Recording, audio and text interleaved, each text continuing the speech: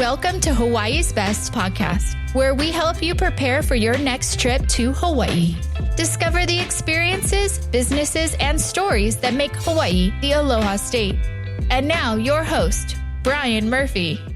Welcome to another episode of Hawaii's Best, where we help prepare you for your trip to Hawaii. I'm Bryan Murphy, the owner of Hawaii's Best, and I just want to say thank you so much for joining me today on this episode. And whenever you are listening to this episode, I hope that you are having a great day.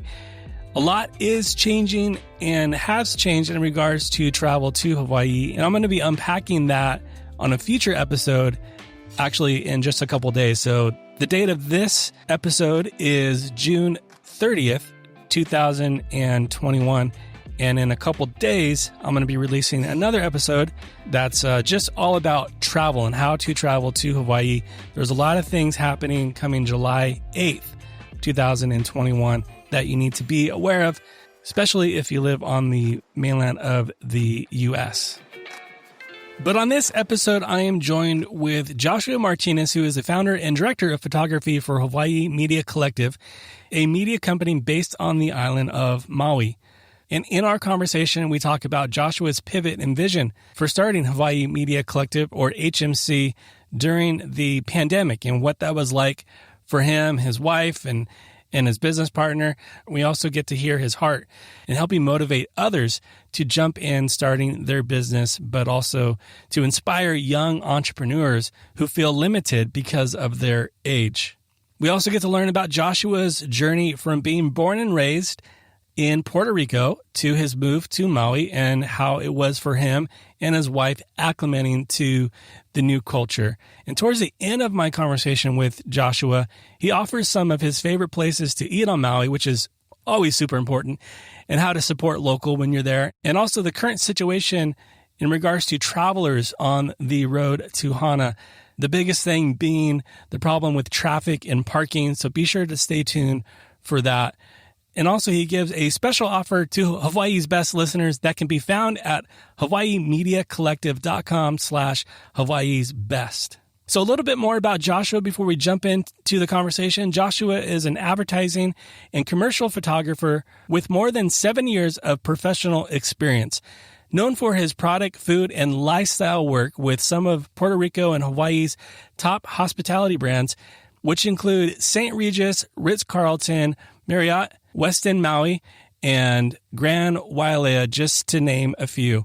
With a peak attention to detail, Joshua communicates any idea or task at hand. I can't wait for you to meet Joshua and hear more about his story as he offers some of his tips to photography and also when visiting the island of Maui. So let's go ahead and head on over and talk story with Joshua from Hawaiʻi Media Collective.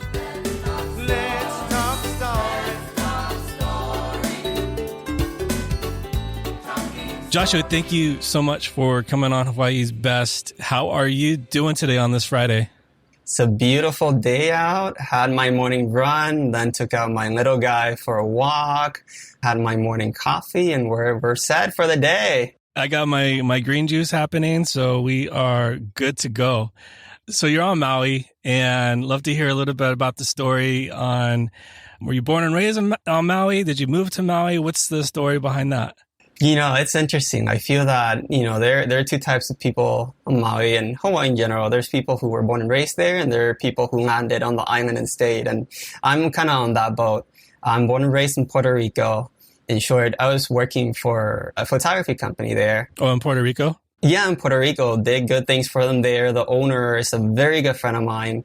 2017 came and Hurricane Maria hit. The property I was at completely destroyed. Obviously, I didn't have a job. Oh, wow. My fiance and I were there, and, our wedding got canceled too. It was 3 days after the hurricane hit. So a lot of stuff happening together. Yeah. And then my friend, business owner of this studio, he reached out and said, "Hey, Josh, we got a position open on Maui. It's yours if you want it. Expenses paid for you and your fiance." And there I am, 21-year-old me with my fiance. I'm like, we don't have any debt. We don't have any responsibilities. Yeah. Heck yeah, let's go.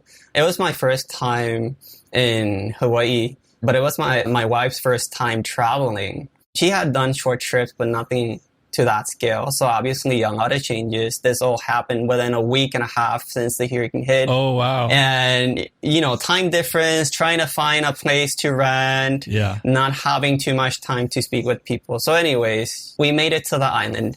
We have a place to stay, not knowing anything, not knowing how the culture is, how people are. It was starting fresh. I started with this same photography company. They have branches around the state. Took care of a branch on the west side of the island, flipped that branch around, turned it to what it is today. And then a few years later, I took over their branch at Grand Wailea, and same thing, just revamped the spot. And then the pandemic hit, and of course, we were all laid off. I was on that boat too, and that's kind of how we got to HMC today and how we stayed on the island. And from meeting other people, they either arrive to the island and everything goes well and they stay. And then there's other people who come and they try and the island just kicks them out. Like, no, it's not for you.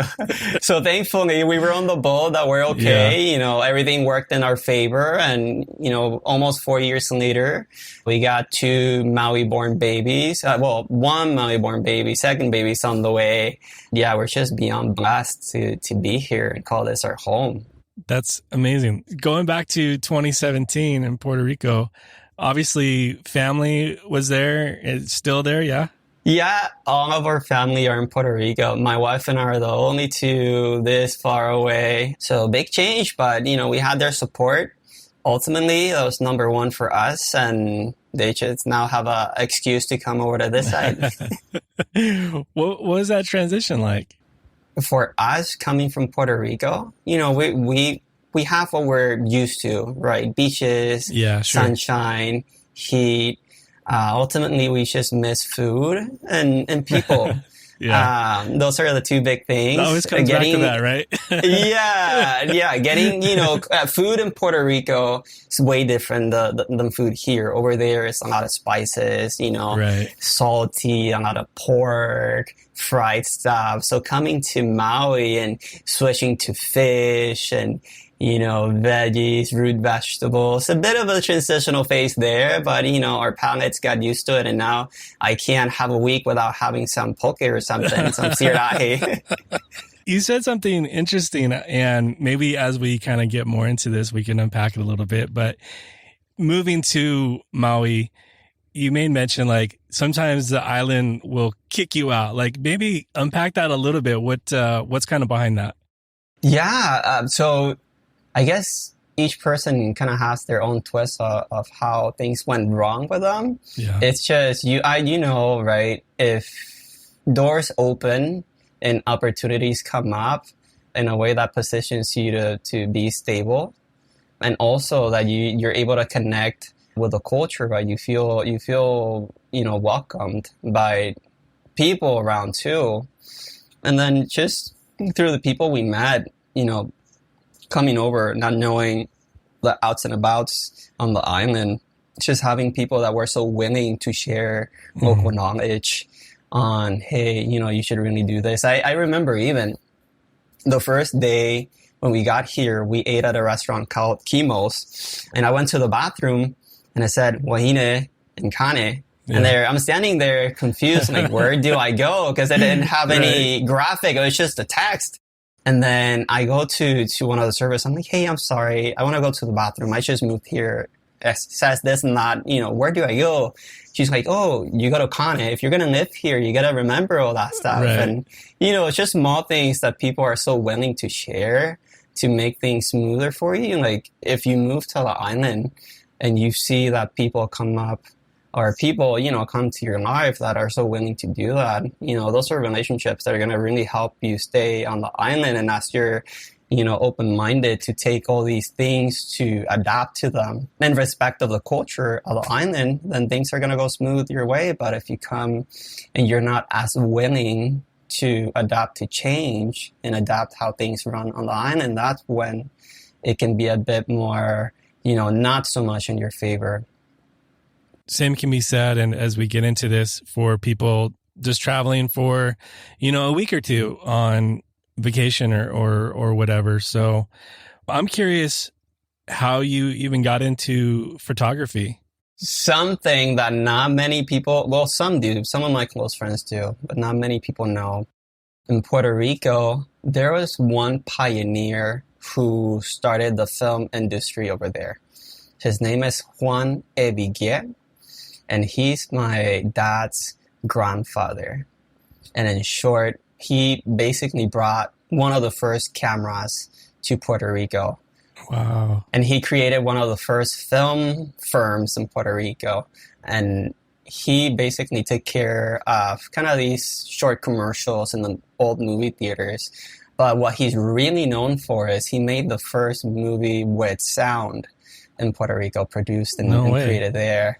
Yeah, so that's pretty wild. It's just, it runs in the family on my dad's side. A bunch of architect, landscape, designers, interior designers, musicians, cinematographers, and I was always connected to and appealed to that artistic stuff. Being honest, when I was in high school, I wanted to be an engineer. Like I got accepted to top, universities in Puerto Rico, MIT, the whole thing, but I don't know. I felt that I needed to share how I saw things. Figured, camera is going to be the best way to go about it. And having that background in the family, that feel to see things differently, I just decided to do the loop. I'm like, Mom, I'm not going to do engineering. I'm going to do photography. I went to school for graphic design with a minor in photography, and then just slowly started taking opportunities, pro bono stuff, just really polishing my style and how I wanted to approach photography. Because it's similar to medicine, and it might sound interesting, but there's a doctor, and that one doctor can tackle, OB-GYN stuff, cardiovascular stuff, brain surgery. There's each individual specialty. Right. So it translates the same way to photography, real estate, portraiture, families, weddings, commercial stuff. So just finding your niche, or in my case, just exploring the different sides of photography to find what I wanted to do. It's what really helped me to position, years forward to today to really position HMC where it is. But that's kind of the backstory of how I was so intrigued by photography. And weirdly enough, I actually started doing film, just short YouTube clips, me and my buddies being goofy in Puerto Rico. And that worked for a bit, but then I really started getting into photography and exploring the work of OG photographers. 1836, that was the first official exposure done. And it was an 8-hour exposure in France. And just exploring all these pictures and all these pioneers and kind of how their minds worked and how they processed what they see, and then how they translated that to picture was something that I'm like, oh my gosh, I want to be able to do the same thing. So then how would you define your niche as you kind of described it? So my niche as a photographer, as a person, not talking too much of HMC, me, I enjoy doing portraiture, headshots. Right. The thing that I love the most about headshots is being able to translate the person's story through the headshot. Like one picture I did back in Puerto Rico, I had this musician friend, he plays piano. And I went to his house, he has this one room where he goes to kind of detox and think these through. And the piano really helps him kind of work with all that internally. And as a result of it, he creates a new piano piece. And the picture it's a profile view. He's sitting right next to it, just looking out through the window. And then you got just that moment, being able to translate each person's story through the picture where you see it and somewhat what's going on. It's really what makes me want to connect with people and try to capture their story. For HMC, what we aim to do is just help brands share what they do. And it might seem too wide of a concept, but being a business owner for hotels, which is the target specifically that we're aiming, share the lifestyle feel of what it would be to arrive to the property. One of the recent photos we did for a West Side property was a drone picture overlooking at the beach and the pools. And we took it during sunrise specifically. So you saw the shadows of the palm trees on the sand, just giving you that I feel like I'm there just by seeing the picture feel is ultimately what we aim to do.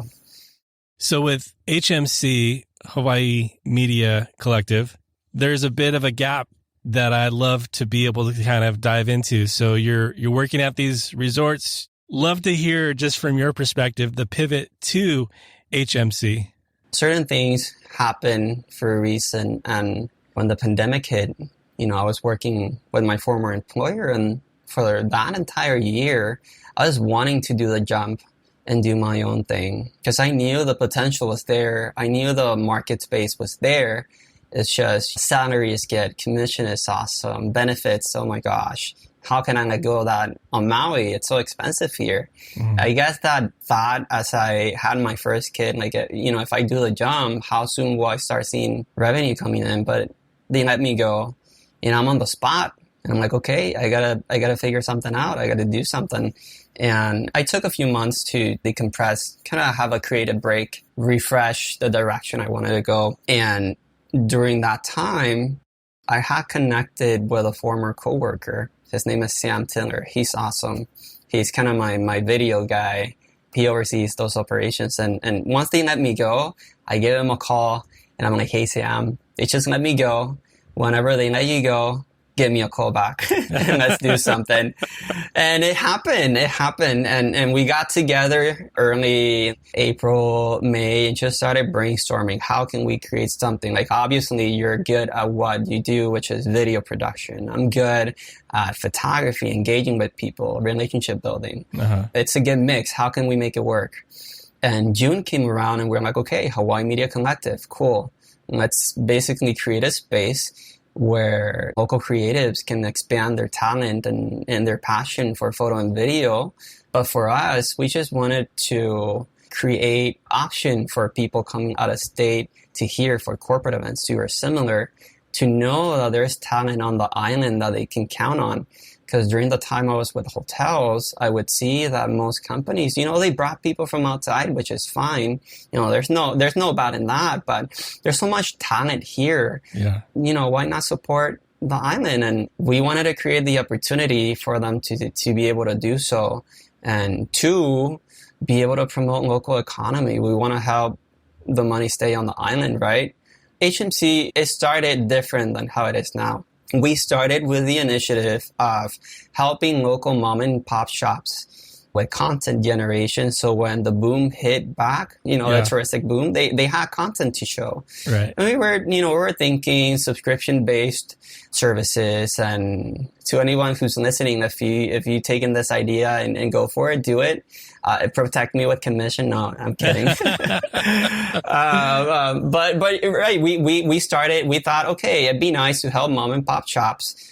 And we launched and we did a lot of pro bono stuff. We got our name out there, but revenue wasn't where we wanted it. Right. It was two of us, and I'm not kidding. In the first 3 months or 4 months, we made like $200 or something.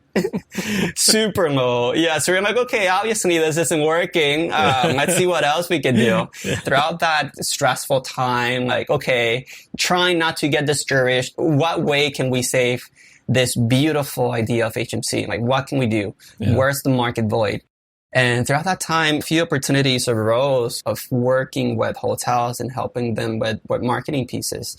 So I told my business partner, Sam, hey, what if we target hotels? Because the company we were with before, they target their own property and they do leisure family photos. And we're like, I'm not talking being on the hotels and do family, because we of course respect the relationship we have with this other photography company. So then let's do marketing pieces for them, like social media, website. There's a space there for it. The first project Sam and I worked on was a corporate event, and we loved it. We clicked so well and we vibed well too. We made this shift on January 2020. We made the official shift, rebranded the website, Instagram, and here we are, a beautiful idea, a beautiful concept. We obviously have the talent and resources for it. We don't know who to share it with, because of course we knew people in hotels, but 3/4 of them were kicked out or relocated. So we don't know how to get our name out there. So biggest challenge for us was finding our POCs, our main people of contacts, and just slowly engaging with them. The biggest tool that I have to be able to do that, and I actually heard this on a podcast, was LinkedIn. LinkedIn was my biggest tool. For Q1 2020, first 3 months, every day, I would send about 100 connection requests, anywhere from 75 to 100. Boom, boom, boom, boom, boom. Same note. Hey, thank you for connecting with me, XYZ. This is what we're doing. We would love to talk more about it with you. And from those 100 people, 5 got back to me, 4 replied with a thumbs up, and 1 person replied with an actual text. And slowly we were able to engage with these people, and as conversations grew, opportunities came up. Hey, we would love to see your work. Is there any chance you could do this picture for us? And I'm like, absolutely, we'll do it on us. I have a very good friend. Her name is Lauren, actually. I think she had an interview with you at one point, Lauren Manuel from De Silva. Oh, yeah. She mentioned she had an interview with you. Yeah. So she's a very good friend. She was actually one of the first people, I think actually the first who reached out back. Yeah. And from that moment on, and this can happen to anybody, like I think a few days before she connected and she also gave us a call. I was already about to give up. I'm like, I'm not having any luck. We're not getting on the map as we want to. Like, is this really going to be worth fighting for? I get chills when I think about it. She gave me a call and she's like, hey, Josh, I love your concept. I want to give you the opportunity to show what you could do. And after that, we just pivoted. We started meeting people, engaging with other top tier, meeting from HVCB. And it just all went bananas after that. From having an empty calendar, like now we have so much stuff during the month, which is overwhelming at times. Since Sam and I, it's a 2-man job, but it's a good problem. It's a good issue. We're getting stuff our way. And of course, what people don't see is that call came as a result of 3 months every day, right? Messaging, following up. It's hard work, right? Long hours. Because as a business owner, you do everything. You do marketing, you do HR, you connect with people, social media, the whole thing. But it pays off. And if you're strongly suited to an idea and you think there's the potential and you see the opportunity, just keep trying, keep going. All it takes is one call or one note or connecting with the right person. Right. I think what's incredible about that, and this is something that I hope we don't, you and I, but the collective, we don't lose a lot of those questions that we were asking ourselves last year. Like, what do I really want to do with my life? What am I really passionate about? And a lot of the conversations I was having, and probably you were having too, was a lot of people wrestling with, what do I want to do with my life? And I've been working in this job that I felt like was a thing I was supposed to do at that time. And that's probably true. And the benefits are great and blah, blah, blah, and all that stuff, and the 403Bs and all that. But then a lot of that was taken away for a lot of people during last year, and are now. And that question that I hope that we can continue to wrestle with that question, because there's so many creatives and so much left to be done that I hope that people kind of press into exactly what you just said. Yeah, it's just finding that right opportunity. People are going to say, you got to be realistic and think through X, Y, and Z, and like all the possibilities of why that won't work. But honestly, everybody has their own vision of what being realistic is. Yeah, right. Up to an extent, it's all made up. It's made up. It tailors to their thoughts. So make your own reality. If you want to do something, just go for it. And if you're sure that you can obviously tackle the tasks at hand that's going to bring along with it, the only thing stopping you is yourself. Just, you versus you. And I guess my biggest fear is thinking, what would have happened if I would have moved forward with it? The worst thing that can happen is you fail and then you try something new. 100%. I know you have something for Hawaii's Best listeners, and I want to get to that. With HMC, you guys are doing mainly corporate events. You're partnering with resorts, capturing those types of experiences. Are you guys doing weddings, and are you in that space at all? Weddings is something that we as a company are starting to test the waters on. Okay. And this is something I've told my business partner, and I'm super open with it. Weddings and families, I did them for a long time. But as a company, we're trying to partner with some of our friends who are wedding photographers. We bring them in as contractors, and that way we can give them business. So ultimately, that's kind of the way we're kind of fixing the whole wedding spectrum of HMC. Because again, initiative number one is be able to provide fun work for our creative friends on the island. Right. So whenever me or Sam can't tackle anything, we'll just pass it on to them, bring them on board as contractors, whatever, and they do what they love, they get paid, and everybody's happy. That's where the collective comes into play, obviously. Right. I love that. People move in and, they have an eye and the talent for it. They don't know where to start. Hey, it's a good space to start getting the groove of it on the island. Just being able to provide that space, me as a business owner, and there's something that Sam feels too. It's awesome. Because even when we came in, of course, we had our jobs, but we wanted to do something for ourselves before the pandemic hit. And it can be challenging at times to find the right spot or the right moment to be able to grow and meet people. So coming to a space where we already have connections and relationships ultimately with so many people. I'm sure you've done countless experiences, and I'm sure there's tons of stories that stick out as memorable for awesomeness or for like, oh my goodness, I hope I never have to do that again. Oh my gosh. I guess, a recent story is we helped Four Seasons with a live stream for a client. And this is more of a kind of experience for growth and, things we can shift on the company. And we were doing a live stream, and similar to how I'm doing right now, I know the audience are they're only gonna listen, but you're seeing me. So, we did the same rig with the camera, and we were gonna have different people present on a Zoom call, part of what makes the resort special to all the winners. So we had the mic, we had the camera, internet was connected, and we did like countless tests before to make sure everything went smoothly. And of course, we connect, everybody jumps on the Zoom, and the moment I had to turn the camera on so everybody saw the person in the resort, everything bunks. The computer freezes, the camera freezes, the microphone freezes. I'm connected on the phone and I'm not muted, and I'm there on the back screaming, oh, this is not connected, this and why, and everybody's listening. And I'm looking at the salesperson and, she's low key freaking out, but keeping it cool. And, I'm just scrambling back and forth. And, Murphy's Law, anything that can go wrong will go wrong. And you just gotta take that in and take the best out of it, and it'll keep you sharp. It'll help you do things differently in the future. And we did. We recently did a pre-recorded live stream for the Pauhana event for HTA on Westin Maui. And we pre-recorded the whole thing, 3 camera setup, and then we jumped into the computer, merged it all together, and then they showed it on Zoom, and oh my gosh, perfect. So, you do something, things might go wrong, and you learn from it, and you move forward. So just always taking the best out of those moments and having the mindset to grow from them and not being discouraged by them.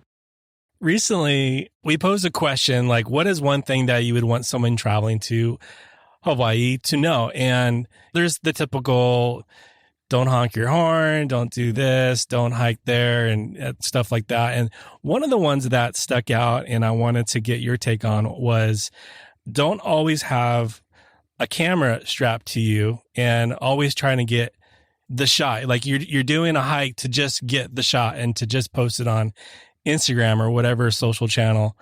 So in your opinion, where's the balance for you of capturing a moment versus being fully present and taking in a moment? It's awesome that you mentioned that, because you would think that me in the field I'm at, I would always be ready to capture everything. I go around hikes, and honestly, I feel the same way. Just take in the moment, enjoy your surroundings. Sure, you could snap a picture to show friends and family, but ultimately it's you in nature, in the space, and just enjoy the sound of the wind going through the trees, the birds chirping, the water. Enjoy the moment. I don't take my camera when I go on hikes and stuff. I barely do. I use the camera as a tool for my business, and of course for personal life, I'll snap pictures here and there on special occasions. But ultimately, it's all the experience. Who knows if you're going to be back on the island? It might be your first time. or, you got married and the whole family shipped in to make sure you had an awesome honeymoon, whatever it may be, just enjoy the moment. Time is so precious and it's so, at moments, not as valued as much. And you just gotta enjoy every piece of it because you don't know when you'll have it. And on a personal note that I'll add to why I think this way, my dad in 2013 was diagnosed with a neurodegenerative disease called Lou Gehrig's disease, ALS, like out of the blue. Wow. One day he's fine, another day, boom. A few years pass, and of course, the whole disease, it's just, it deteriorates the body. And my mom and I were ready, but he passed away and life can change so quick. You gotta enjoy the little things and be present. If you travel to a new space, take that time also for personal growth, learn from the culture, learn from other people's stories. If you're visiting to the island, it's good to eat in a nice restaurant here and there, but try to go local. Try to not only support those smaller shops, but just experience what their day-to-day is. And two, come with an open mind. Come with the mindset to learn from the culture and to, throughout the time you're here, do things how they're done already. Don't redo the wheel. Don't try to push in what you're used to. I think the main goal of traveling anywhere, but mainly Hawaii, since it's so rich in culture, is try to learn from it as much as you can when you come. It could be as small as learning the meaning behind phrases or the well-known chaka. Find the meaning behind chaka. Try to connect and enjoy the space you're at because you don't know what tomorrow might bring. So make the most of the time you're here. Yeah, I love that.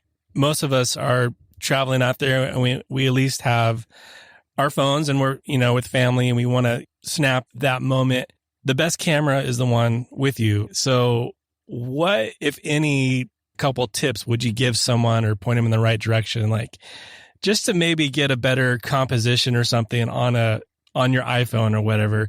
Would you offer any tips to, that mom, that dad out there? Oh yeah. So biggest thing, sunsets are the main picture that everybody wants. Cameras on the phones, they have their own brains. They're not going to know how you want to capture the picture, the famous auto mode in the cameras.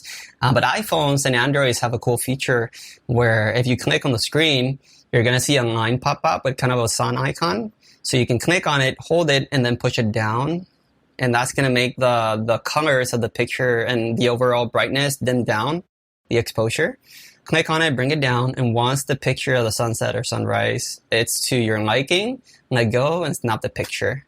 And you'll thank me later. That one tip, right? Yeah, that the lock, focus, and exposure, that'll makes a whole difference. So someone's listening to this right now. What is something HMC can offer to Hawaii's best listeners?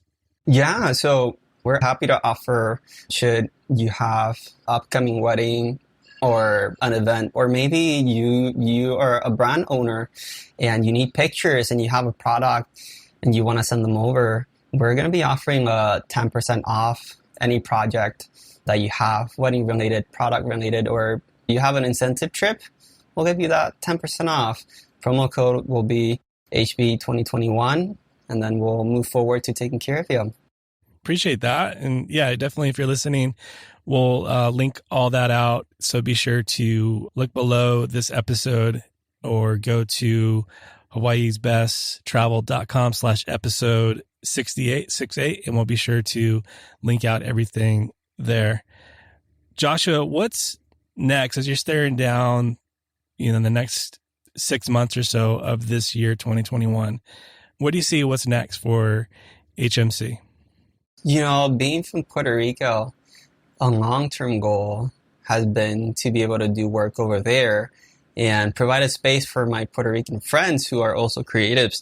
I saw this being the next 3-5 years, but you never know who you're going to meet. And that's why even if you live here or wherever you live and you're starting something new, you never know who you're going to meet. You got to be at your best with everybody, and not just because of what you're going to get in return. More of, I had the pleasure of meeting this one person. He's the VP of a big kind of meetings firm, And talking story with him, we started, oh, I'm from Puerto Rico and this and that. And he shared some stories of when he visited, and the conversation went to about where he said, hey, I got a program next year in Puerto Rico. Do you want to cover it? And I'm like, of course. So that's one thing that we're really excited about, just thinking of the possibility of being able to cover an event over there and, provide work for my friends is something that we're really excited about. Number two is, and this is still in the works, it might happen, it might not, but I'm definitely excited. Just being considered to be this is most hotels and brands at a corporate level, they have approved vendors for content generation for their website, mobile apps, social media, marketing pieces. And so this one hotel brand, they don't have a specific media vendor to take care of Hawaii region. They always bring people in. And so we're on the works of possibly being that media vendor on island that, of course, understands the culture, the lifestyle, and can provide content more tailored to what people will expect once they come here. It's still in the works, but things are moving forward in the right direction. So huge opportunity. That's awesome. We'll definitely stay posted on that. Anyone who comes on the podcast, Hawaii's Best is about people traveling to the islands, and a lot of them for the first time. And being on the island of Maui, what are like some of your best places to eat? What would you recommend? I know the biggest place where most people stay at is on the west side of the island, Kanapali side. And oh my gosh, Front Street has so much to offer. I'd say my number one pick, my wife and I go at least once a week, once every 2 weeks. We go to Down the Hatch on Front Street. They have these things called mermaid fries. It sounds weird, but man, it's like these loaded fries with like melted cheese and bacon on them and spicy mayo, and it's just to die for. It's so good. Big thing on Maui and Hawaii is shaved ice. Man, you gotta try Ungulani's shaved ice on Front Street. That's a must. And if you can have mochi on top, it's kind of a Japanese sort of jello-y texture dessert. It's so good, but you gotta go early because that thing goes out quick because it's so good. So you gotta make the line early. But also, more on the smaller shops, on the Haina side, there's this breakfast place called Ono Grinds. They only take cash. There's like 3 tables inside. The lines go for, the lines are super long because everybody wants to try it. Yeah. That's one place I would suggest to go. This might sound weird, but if you want to try poke, like really local poke, I would just go to Safeway. And I've told this to my friends and they're like, yeah, totally. Yeah. Just go to Safeway if you want to try poke. It's made by local guys. It's local fish. It's catched daily. Yeah. If you really want to try what locals eat, just go to small shops like that and you'll get a bit of that local taste. And then for those listeners who might stay on the south side of the island, Kihei is the spot to be. You know, so many good restaurants. There's the Triangle over there. One of my favorite spots to have breakfast at is called Lava Rock in South Kihei. They got $1 mimosas, my friends. It's so good. And then a Kihei-born restaurant is called Coconuts. Another must try. Their coconut shrimp, so good. Their fish and chips is awesome. It's my wife's favorite one. So definitely another spot to look at. Love it, man. Road to Hana. Right now, we're recording this. It's like mid-June. A lot of people are traveling to Hawaii. A lot of people are on Maui. What advice would you give someone who wants to do Road to Hana and how to do that respectfully? Yeah, Road to Hana. And I think right now, people from there are being more serious and strict of things. So, it's not to discourage anybody. Road to Hana is beautiful. It's something you definitely need to do. There's 2 ways to go to Hana. You could do the back road, which they call Divorce Road because it's horrible. You need, a good car to go through. And then there's Honeymoon Road, which is the famous Road to Hana, which is where all the views are and the whole thing. But you need to be one very, hyper respectful to the people to the land and to parking. Parking is the biggest thing right now with people of Rotohana. And here's why. Rotohana, it's not like an abandoned space. People live there and they commute to town. And even though it's far, some areas of Hana, you need big vehicles to go through. Like people might need a Tacoma or, a Tundra, whatever, to get to their house. So big cars. Be respectful on where you park. You're going to find waterfalls along the way, and they're designated parkings. Don't park on the side of the road. If you park there, 1, you're going to be fined. 2, if a local comes through, which they will, they're not going to be friendly. And 3, you're making things difficult for people going through. So be respectful of parking. Don't park on the side of the road. If there's no space, keep going up. I mean, the waterfall's not going anywhere.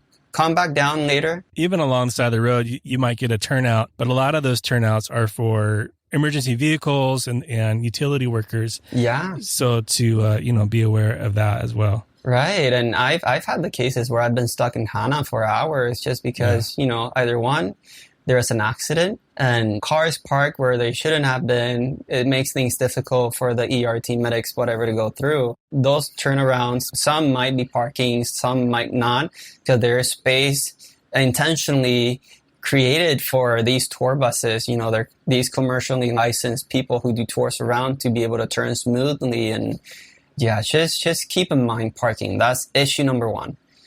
Issue number 2, be respectful to the land, to the people. If you take stuff with you, take it back with you. Don't leave anything. Treat the land with respect. I think there's beauty in not only taking in all the good from your surroundings, but making sure that you respect where you're at. So just give the best image you can from mainland, right? Yeah. Come with love, come with kindness, make the most out of it, enjoy it, but keep in mind that things might shift a bit depending how the conditions are. It might be rainy. If it rains, water's going to go down the road. People are going to be slower. If you go late in the day, which is the number 1 mistake, don't go to Hana at noon after brunch. Don't do it. It's going to be traffic. It's going to be horrible. And then you're going to come back super late. But overall, just enjoy the time going up. But keep in the back of your head, that respectfulness towards the people and the space available. Because there's still a lot of people in Hana who that's their livelihood, living off the land. So being mindful of that too, and all the other things that you just mentioned are super important. Joshua, I totally appreciate you and taking your time. It's really cool to see what HMC has done and is currently slated to do. And I'm just excited about that. So thank you so much for coming on today. No, thank you for having me. It was a blast being able to share my story and, share island living, do's and don'ts for people visiting, but ultimately too, being able to share a bit my story for those who are just needing the push to do something new. I hope this can be that push. Go for it. Just focus on your goal, your concept, and, money and all the good stuff will follow. Try to do things right always over anything, and everything is going to fall into place. Perfect. Love that, man. We'll end it right there. I appreciate that. Thank you. You're welcome. Aloha. Thank you again, Joshua, for coming on the podcast today. And one of my biggest key takeaways from my conversation with Joshua was just the reminder of pushing forward to what you ought to be doing, or to know what you ought to be creating. And I think there's a stirring in each and every one of us that is something that is bigger than ourselves. So keep pressing into that. That's one of my biggest key takeaways. And also another big key takeaway was to please do some of your own research on the current situation on the road to Hana in regards to visitors, traveling the road, parking, and traffic in general. So please be aware of that if you are in Maui right now, or if you're planning to travel to Maui anytime soon. And again, I just want to say thank you, Joshua, for offering 10% off for Hawaii's best listeners. And again, you can go to hawaiimediacollective.com/Hawaii's best, and he'll take care of you right there. And coming up in just a couple days, I'm going to be releasing another episode that's going to be pretty quick. It's just going to be focused on the newest travel update and what to expect come July 8th. So stay tuned for that. Wherever you're listening to this podcast, you can follow, subscribe for free, obviously, and go ahead and do that. And you'll be notified when this next episode comes out in regards to the travel update. All right, friends, and until next time, be well. Aloha. Thanks for listening to Hawaii's Best Podcast. To stay up to date on future episodes, be sure to subscribe. For more information to help you plan your next trip to Hawaii, visit hawaiisbesttravel.com.